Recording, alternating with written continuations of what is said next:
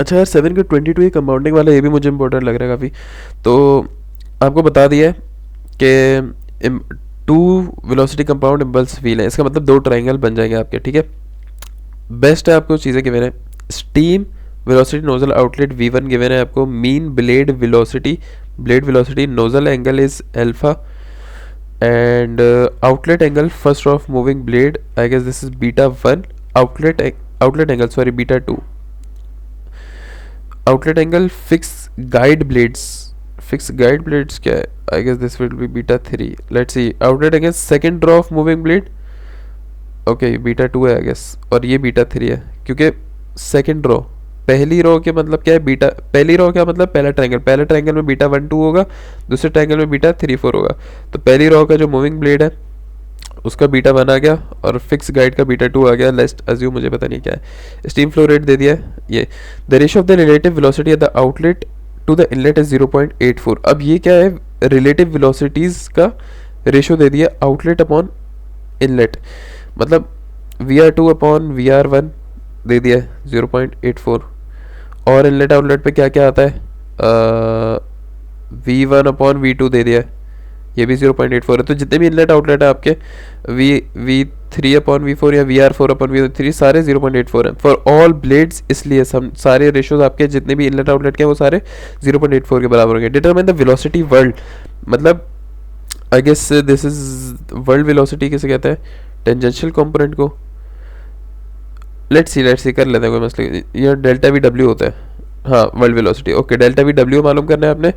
The tangential thrust, okay PT मालूम करना है, tangential thrust on the blades. The axial thrust PA मालूम करना है आपने। The power developed and the blending efficiency, easy सवाल है। यहाँ पर आते हैं, सबसे पहले ये खोलते हैं 722 ओके। चार ट्राइंगल है, 1 2 3 4, टोटल 2 आपके वो है, मतलब हम कहते हैं कि 2 ट्राइंगल्स है, सही है। ऐसे हम अज्यूम करते हैं कि 2 ट्राइंगल का 1 ट्राइंगल है बड़ा। तो V1 गिवन है, VB गिवन है, अल्फा बीटा 2 18 है, अल्फा 1 आपको 22 गिवन है, और बीटा 4 आपको 36 गिवन है। लेट्स सी कि बीटा 2 18 है। पहले ये देख लेते हैं, सवाल गौर से सुनो यार ताकि आसानी हो। नोजल एंगल अल्फा 1 तो 16 है, ये हमें पता है, सही है। और फर्स्ट रो का मूविंग ब्लेड मतलब बीटा 2 आपको गिवन है 18। आउटलेट एंगल है, अगर इनलेट एंगल होता तो बीटा 1 होता, सही है। फर्स्ट रो का मतलब ये है कि पहले ट्राइंगल का आउटलेट एंगल बीटा 2 गिवन है। इसी तरह यहाँ पर outlet angle of fix blade guide, इसको छोड़ा भी, outlet angle second row moving blade, मतलब ये फर्स्ट रो के लिए बीटा 1 था, सेकंड रो के लिए बीटा 2 हो जाएगा। तो सेकंड रो का बीटा 2 जो है वो बीटा 4 है, और सेकंड रो का जो बीटा 1 होता है हमारा वो यहाँ का बीटा 3 है, सही है। यहाँ से देख लो इन चीज़ों से। और ये आपको अल्फा 122 गिवन है, यहाँ पे थोड़ी सी कन्फ्यूजन हो रही है बस कि अल्फा 122 क्यों है। जो 22 है वो outlet angle of fix guide blades क्या मतलब ब्रो, लेट्स सी क्या होता है। अल्फा 2 तो पता भी नहीं है कि, अल्फा 1 तो पता भी नहीं है कि यहाँ पर ये चीज़ है या ये चीज़ है। अच्छा ये दिया हुआ है, ओके भाई यार पहले कॉन्सेप्ट गौर से समझो। देखो यार क्या होगा, नोजल से आया मूविंग ब्लेड के अंदर, गौर से सुनो। तो ये नोजल, तो यहाँ से जो एंगल बनेगा वो अल्फा है, और मूविंग ब्लेड पे जो बनेगा वो बीटा है। इसके बाद क्या होता है, फिक्स ब्लेड के बाद क्या होता है, मूविंग ब्लेड के बाद होता है गाइड ब्लेड मतलब यूं करके फिक्स ब्लेड है। तो ये फिक्स ब्लेड भी नोजल का काम करता है, याद रखना। तो जहां पर भी फिक्स्ड गाइड ब्लेड्स का लफ्ज आ जाए तो इसका मतलब यही समझो कि ये अगले वाले की नोजल की बात हो रही है, समझे आप। हर रॉ में क्या होता है, मूविंग ब्लेड के बाद फिक्स ब्लेड होता है, फिक्स ब्लेड नोजल का काम करता है। तो जो outlet angle of fix guide blade का मतलब ये है कि आउटलेट एंगल ऑफ नोजल दिया हुआ है, और नोजल का एंगल होता है अल्फा। समझ आ गया आपको ये वाला कॉन्सेप्ट, ये यहाँ पर होता है, ये गिवन है आपको। परफेक्ट हो गया, तो सवाल आपको समझ आ गया, डिनोशन समझ आ गया। दोनों ट्रायंगल को एक बार गौर से देख लो, मैं जूम इन कर देता हूँ यहाँ पर। ये आपका पहला ट्रायंगल है, ये दूसरा ट्रायंगल है, सारी चीज़ें सेम है, कुछ भी फर्क नहीं है, इम्पल्स है तो यहाँ पर गैप आया हुआ है डेल्टा का, ठीक है। यार आई गेस मैंने एक चीज़ उल्टी बनाई हुई है, ये ट्रायंगल ना यू बनना चाहिए, पहले वाले का बड़ा होता है, दूसरे वाले का छोटा होता है। ये मैं एग्जाम्पल में देखता हूँ, हाँ यार मोस्ट ऑफ द इसको ना पहले वाले को बड़ा लेना, दूसरे को छोटा लेना, ठीक है। इसका मतलब जो V1 वाला ट्रायंगल है वो बड़ा, ये सिर्फ इससे कुछ भी फर्क नहीं पड़ेगा, फर्क ये पड़ेगा जब आप सॉल्व करोगे तो जब VA निकालोगे ना तो VR1 sine theta minus VR2 sine theta करना होगा आपने, सही है। VR2 sine theta minus VR1 नहीं कर देना, ये सीन है। तो पहला वाला बड़ा बनाना, यहाँ पे थोड़ी सी गलती हुई है, ये बड़ा आएगा ये छोटा आएगा, ठीक है। अभी इसको मैं ऐसे एज्यूम करूँ कि ट्रायंगल ऐसा ही सही है। अब ये गौर से देखना, हमने क्या निकालना है, जो आपका वर्ल्ड वेलोसिटी जो मांगी हुई है वो टोटल वर्ल्ड वेलोसिटी बराबर है पहले वाले की वर्ल्ड दूसरे वाले की वर्ल्ड। बहुत सिंपल है, आपको कुछ फर्क नहीं पड़ता, आपने सिंपल पहले ये सॉल्व करना है फिर ये सॉल्व करना है, एंड पे इन दोनों का ये ऐड कर देना। सॉल्विंग ट्रायंगल वन में मैं अज्यूम कर रहा हूँ यार, आपको अगर ये नहीं पता ये सीख के आ जाओ कि क्या सीन हो रहा है, नहीं तो देख लो क्या हो रहा है। वही जो हम करते हैं बीटा निकालने के लिए, दोनों का परपेंडिकुलर सेम है तो साइन थीटा कॉस थीटा से दो इक्वेशन बनती है, इक्वेशन को डिवाइड करा के टेंजेंट बनता है, उससे टेंजेंट इनवर्स से बीटा निकलता है। वही क्या है, ये बहुत ज़्यादा डिटेल में लिखी हुई है चीज़ें यहाँ पर, एक बार देख लो स्क्रीनशॉट कुछ लेना है तो पॉज करके देखना है, पढ़ लो। तो यहाँ पे आपका इक्वेशन बना है 2i, दोनों को डिवाइड किया, कटने के बाद tan बीटा बना, beta is equal to tan inverse करके बीटा बना गया, ठीक है। फॉर VR1 हमें पता है कि हमेशा हम बीटा को कहाँ डालते हैं, पहले इक्वेशन में डाल देते हैं, तो वहाँ से हमारे पास VR1 आ जाएगा। VR1 आने के बाद हमें फ्रिक्शन फैक्टर पता है VR2 अपन VR1 0.84 सवाल में गिवन था, VR2 भी आ गया। अब वर्ल्ड वेलोसिटी ऑफ पहला वाला ट्राइंगल कंपाउंड हमारा, उस पर क्या होगा, VR1 cos beta VR2 cos beta. मैं अज्यूम करूँ आपको पता है कि क्या होता है कि जब वर्ल्ड वेलोसिटी टोटल ये है तो मैं क्या करूँगा VR1 कॉस बीटा ये वाली बेस और VR2 कॉस बीटा ये वाली बेस, इन दोनों को प्लस करूँगा तो टोटल डेल्टा VW1 आ जाएगा हमारे पास। सिंपल है, तो यहाँ पर वैल्यूज़ डाली, कॉस बीटा 1 और बीटा 2 हमें गिवन है सवाल में, ठीक है, बीटा 2 हमें सवाल में गिवन है, यहाँ पे डेल्टा VW1 आ गया। इसी तरह अब हम क्या करेंगे कि जो हमारा अगला ट्रायंगल है, मतलब पहले वाले ट्रायंगल की राइट वाली साइड, वो हम लोग सॉल्व क्यों करनी पड़ रही है हमें, क्योंकि हमें चाहिए सेकंड वेलोसिटी V2। अब इसको सॉल्व करने के डिफरेंट तरीके होते हैं, अगर आपको एंगल पता है ना आप, मैं दूसरा तरीका नहीं बता रहा यार आपको, थोड़ा लंबी हो जाएगी, चलो सुनो दूसरा तरीका चेक करो कि अगर यहाँ लग सकता है। थोड़ा गैप लो, मैं सवाल से थोड़ा डेविएट हो रहा हूँ, फिर सवाल समझाऊंगा। लेट्स सी कि हमें VR2 पता है, फर्स्ट करो ये 270 है और हमें B2 पता है, सही है। तो इस पूरे की बेस अगर मैं बोलूँ कि VB प्लस एक्स, इसको मैं x कह रहा हूँ क्योंकि मुझे डिस्टेंस नहीं पता, VB प्लस एक्स किसके बराबर है, ये बराबर है VR2 कॉस बीटा 2। आपको समझ आ गई ये बात, क्योंकि ये जो बेस है पूरी, ये बेस क्या है VR2 कॉस बीटा 2, तो ये इसके बराबर है। ब्लेड वेलोसिटी हमने ऊपर निकाल ली थी, ब्लेड वेलोसिटी हमें गिवन है बल्कि 125, तो अगर मैं यहाँ पर 125 रखूँ plus x is equal to VR2 cos beta 2, इसकी वैल्यू फर्स्ट करो 200 आती है तो मेरे पास x डिस्टेंस आ जाएगा, फर्स्ट करोगे 15, तो मेरे पास ये जो टोटल डिस्टेंस है, ये टोटल वेलोसिटी है, ये आ जाएगी, ये कहलाएगी 125 प्लस 15 140 हो गया ये। अब क्योंकि मुझे ये बेस पता है तो मैं आराम से V2 निकाल सकता हूँ, क्योंकि मुझे बेस पता है तो मैं आराम से V2 कैसे निकाल सकता हूँ, क्योंकि परपेंडिकुलर अगर मैंने निकालना है, फर्स्ट करो एक मिनट मेरी बात सुनो, अब हम कहते हैं कि sine theta is equal to perpendicular upon hypotenuse, सही है, तो sine beta 2 is equal to perpendicular upon hypotenuse कितना है आपका 270 है, let's say VR2, sign beta 2 आपको पता है 18, तो यहाँ से परपेंडिकुलर आ जाएगा आपके पास, फर्स्ट करो परपेंडिकुलर आ गया 10। अब आपके पास इस सवाल में आपको परपेंडिकुलर भी पता है 10, ये बेस भी पता है 15, और आपके पास ये 270 पता है, आपको एंगल पता है, आपको V भी पता है, हर चीज़ पता है, तो आप V2 को डायरेक्ट निकाल सकते हो कैसे, tan theta is equal to sorry उससे पाइथागोरस से निकाल सकते हो, ये परपेंडिकुलर है, तो आप सीधा अंडर रूट लेकर यहाँ पे perpendicular square plus base square डालोगे तो V2 आपके पास आ जाएगा।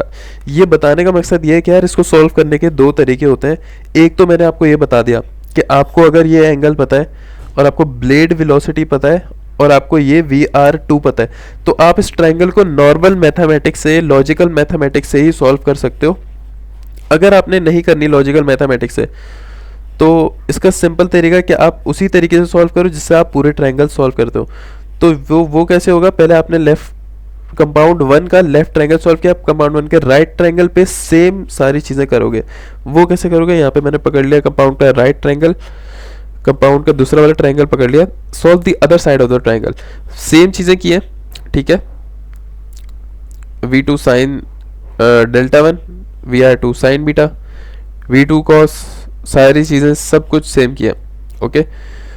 और यहाँ पर वही टेन बीटा वाला जो सीन करते हैं वही किया, बस यहाँ पर बीटा के बजाय डेल्टा आ जाएगा। कटने के बाद delta is equal to tangent inverse किया, वहाँ से आपके पास क्या आ जाएगा, डेल्टा आ जाएगा।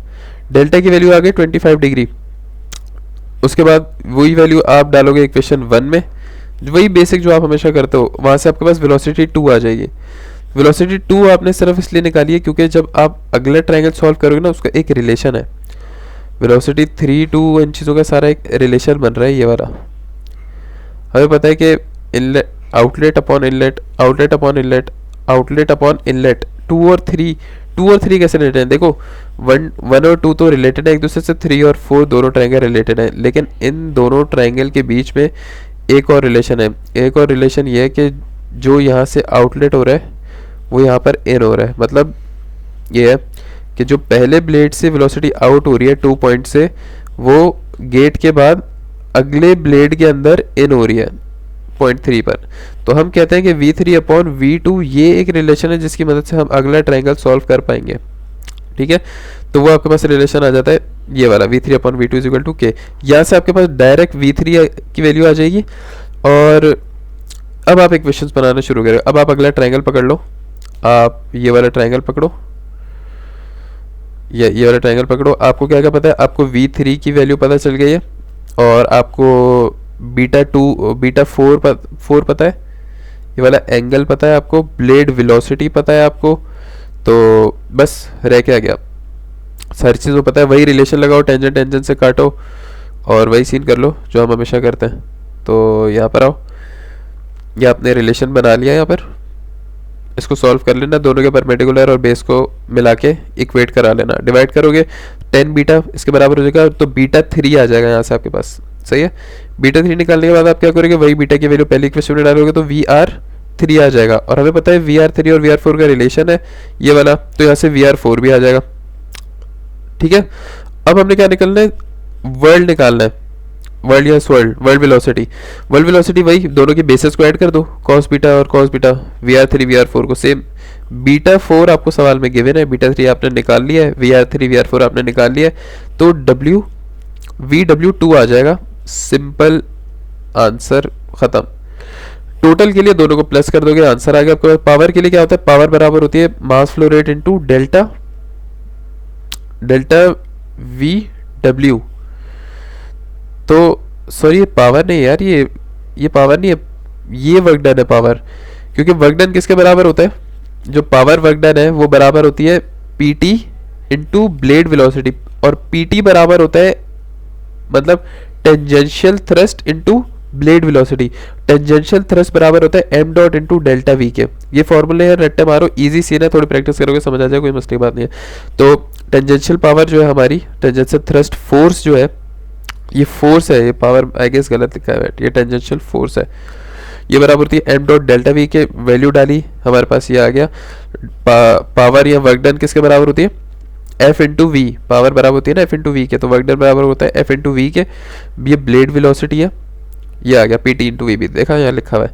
तो ये आपके पास यहाँ पे पावर भी आ गई। एफिशिएंसी बराबर होती है power upon kinetic energy, power upon kinetic input half mv², velocity inlet की। और ये पावर जो आपने निकाली है 361,446। यार अभी 2891 क्यों डाली हुई है ना, 28 वर्क डन डालेंगे ना यार यहाँ पे, ये थोड़ी डालेंगे, mv थोड़ी डालेंगे, ये तो फोर्स है। आई गेस ये गलत हुआ है, कुछ हो तो ये गलत डला हुआ है यहाँ पर, क्योंकि यहाँ पर ऊपर फोर्स नहीं पावर आएगी। ये जो वर्क डन निकाला है ना ऊपर ये आता है 361, तो उसके बाद 70% एफिशिएंसी आएगी। एक बात ही हो गई। और बात में क्या कह रहा था, तो यार ये यहाँ पर लोगों सवाल ख़त्म हुए, लेकिन मेरे ख्याल से सवाल आगे जाना चाहिए, ये आगे सॉल्व हुआ है। सही है, वैसे तो सवाल यहाँ ख़त्म है, लेकिन आगे सवाल होना चाहिए क्योंकि थ्रस्ट फोर्स तो ऊपर निकाल ली थी 2895, थ्रस्ट फोर्स तो ये रही, लेकिन एक्सियल थ्रस्ट भी तो मांगी हुई है, एक्सियल थ्रस्ट मांगी हुई है ना भाई सवाल में। उन लोगों ने बोला एक्सियल थ्रस्ट भी तो बताओ, ये रहा एक्सियल थ्रस्ट। तो एक्सियल थ्रस्ट कैसे निकालेंगे? एक्सियल थ्रस्ट वही है, वही force into M dot V W के बजाय वी ए आ जाता है। वी ए में क्या है, दोनों के साइन कंपोनेंट आएंगे, V A one minus V A two O plus V A two. अब यह माइनस नहीं आएगा, माइनस आएगा ना, तो V R one sine beta minus V R two sine beta. और अच्छा अच्छा ये हम प्लस आएगा, प्लस आएगा, प्लस इसलिए आएगा क्योंकि भाई दो कंपाउंड्स हैं ये, और कंपाउंड के अंदर जो दो ट्रायंगल है उनमें माइनस आता है। तो एक कंपाउंड के दो ट्रायंगल, दूसरे कंपाउंड के दो ट्रायंगल, तो दोनों का डेल्टा वी डायरेक्ट हुआ है थोड़ा सा असल में ना। तो ये आ गया V R one sine beta minus V R two sine beta, तो ये वो पहला वाला गैप आ गया, पहले जो दो ट्रायंगल है उनके बीच का गैप आ गया, और प्लस कर दो जो अगला वाला ट्रायंगल है उनके बीच का गैप। तो यहाँ से फोर्स आ गया आपके पास, force is equal to m dot delta v, तो एक्सियल थ्रस्ट भी आ गया आपके पास। सवाल आसान है, मज़े का भी है। ये वाला डिस्टेंस कह रहा हूँ, ये दोनों डिस्टेंस ऐड करना, ठीक है। और ये ट्रायंगल दोनों के, ये वाला बड़ा साइड बनेगी, ये छोटी बनेगी, तो आप V one minus V two कर पाओगे, V R one minus V R two, ठीक है। ईजी सीन है।